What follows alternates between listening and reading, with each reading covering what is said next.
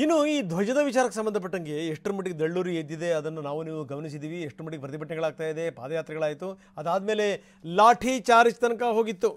ಈಗ ಲಾಠಿ ಚಾರ್ಜ್ ಆಗಿ ಯಾರ್ಯಾರು ಗಾಯಗೊಂಡಿದ್ದಾರೆ ಅವ್ರನ್ನ ಮಾತಾಡಿಸ್ಲಿಕ್ಕೆ BJPಯ ನಿಯೋಗ ಅಲ್ಲಿ ಹೋಗಿತ್ತು.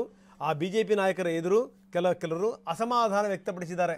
ಯಾಕೆ ಈ ರೀತಿ ಎಲ್ಲ ಮಾಡ್ತೀರಿ ಅಂತ ಪ್ರಶ್ನೆನೂ ಕೂಡ ಕೇಳಿದ್ದಾರೆ. ಮನೆಗೆ ಬರೋದು ಬೇಡ ಅಂತ ಕೆಲವರು ಬಾಗಿಲು ಹಾಕ್ಕೊಂಡಿದ್ದಾರೆ. ನಮಗೆ ಯಾವುದೇ ರಾಜಕೀಯ ಬೇಡ ಅಂತ ಅವರು ಬೇಸರ ಕೂಡ ವ್ಯಕ್ತಪಡಿಸಿದ್ದಾರೆ.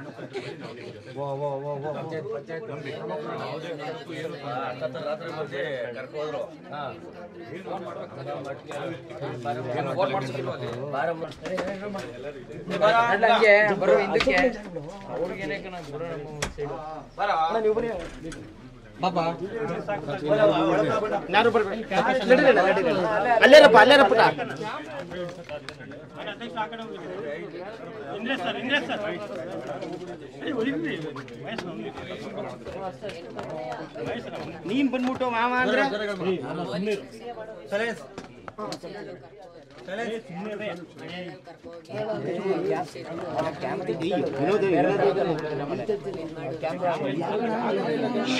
ನೀವೇ ಗಲಾಟೆ ಮಾಡ್ತೀವಿ.